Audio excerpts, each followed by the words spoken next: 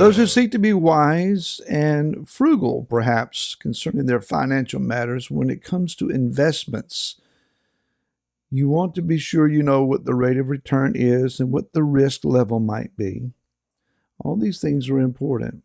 But would one actually invest in something that there is not really a promise of return?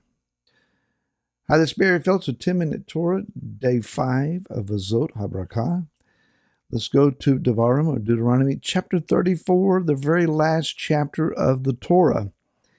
And we begin with verse number 1, and it says, And Moshe went up from the desert plains of Moab to Mount Nebo to the top of Pisgah, which is opposite Jericho, and Yahweh showed him all the land of Gilead as far as Dan, and all Naphtali, and the land of Ephraim and Manasseh, all the land of Yehudah as far as the western sea, and the Negev, and the plain of the valley of Jericho, the city of palm trees, as far as Sor.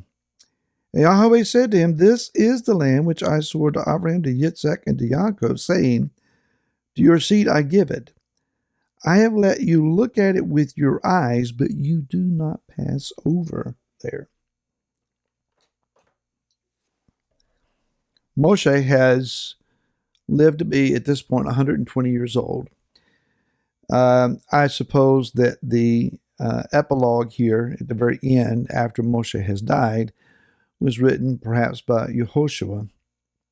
It says that when he died, his eyes were not dim, nor his freshness gone. So Moshe climbs a mountain on the day that he dies, just prior to dying. And so he did not die from a heart attack or old age necessarily, but he simply went to sleep at the command of the Most High. Before he went, Yah opened up his eyes, and it had to be a supernatural vision. He's standing on the far east side, across the Jordan, in the land of Moab, up on top of this mountain. And Yah allows him the supernaturally gifted physical gaze to look far to the north and far to the south, down into the Negev, and then all the way to the Mediterranean to see the full aspect of the land. He says you can look at it, but you can't walk in it. Moshe has 40 years invested in these people. And he has suffered with them. He has suffered because of them. He has rejoiced over them. He has been brokenhearted over them. They have worn him out in a lot of emotional means. Spiritually, he has been challenged beyond all measure. He has experienced the grandeur and splendor of the very innermost presence of the Most High. There's never been anyone like him until the appearance of Yeshua.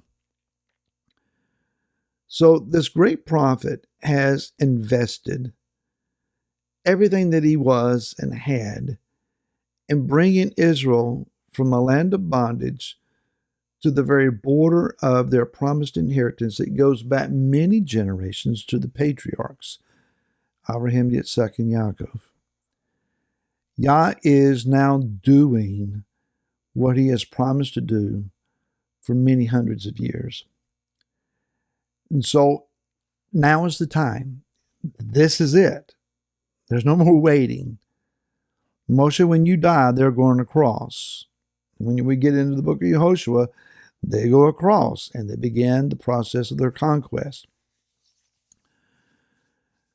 Moshe has given everything, and yet it would seem like he's getting very little out of it. Now, we know that in the kingdom, there is this incredible benefit that I'm sure he will receive. But at this point in time, it would seem as if he has invested far more than what he's getting back. Overly investing for a small return. If we go over to the book of Galatians chapter 6, Rav Shaul writes to us concerning this. It says, verse 7 and following, Do not be led astray. Elohim is not mocked, for whatever a man sows, that he shall also reap. Because he who sows to his own flesh shall reap corruption from the flesh, but he who sows to the Spirit shall reap everlasting life from the Spirit. And let us not lose heart in doing good, for in due season we shall reap, if we do not grow weary. So then, as we have occasion, let us do good to all, especially to those who are in the household of belief.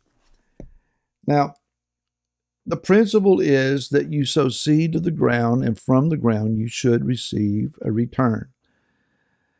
My dad was the farmer. My dad knew how to cultivate the earth and till and how to properly sow the seed. And he would put out a garden every year, a large garden, and he would call on me to help him. So I remember some things as a child as to the mechanics of planting a field.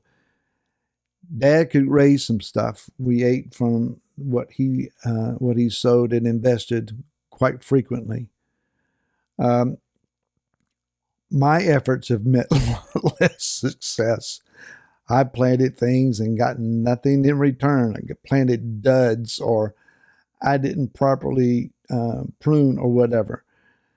In this principle, however, especially in spiritual matters, what you sow is what you reap. The question is, will you reap in your lifetime? Here it goes back then to the original question at the opening.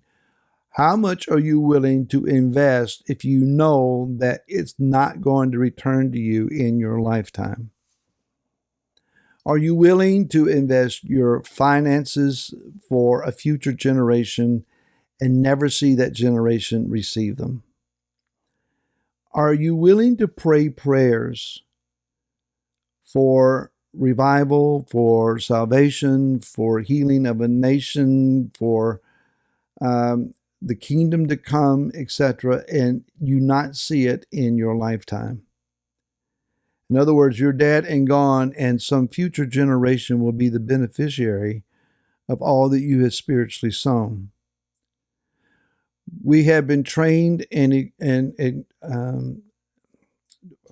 taught, pray now, expect to receive now. That doesn't always work. I fully acknowledge that the call that has been placed on my life and the ministry that Laura and I have engaged in our time together has been the product of my grandparents' prayers and my parents' prayers, especially my dad's.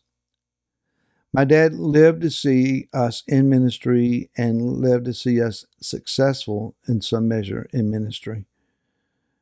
But he hasn't seen all that, I haven't seen all that he has prayed for. I wouldn't be here talking to you if it had not been for those generations praying over me and those who have prayed over my wife.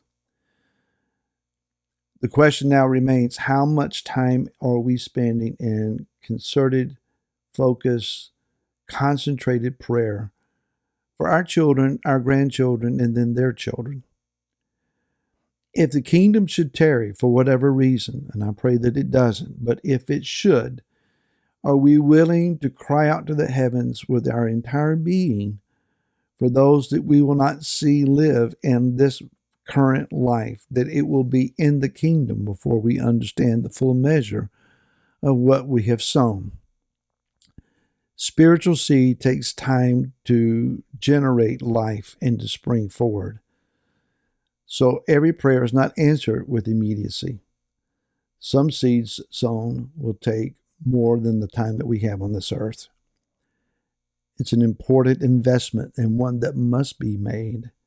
And I am thankful for those who made that investment for us.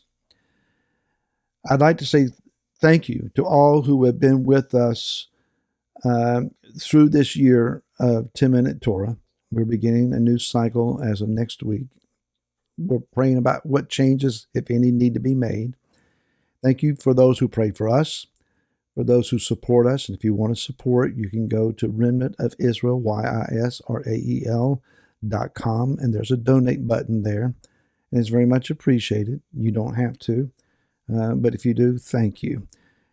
Shabbat Shalom, Chag Sameach.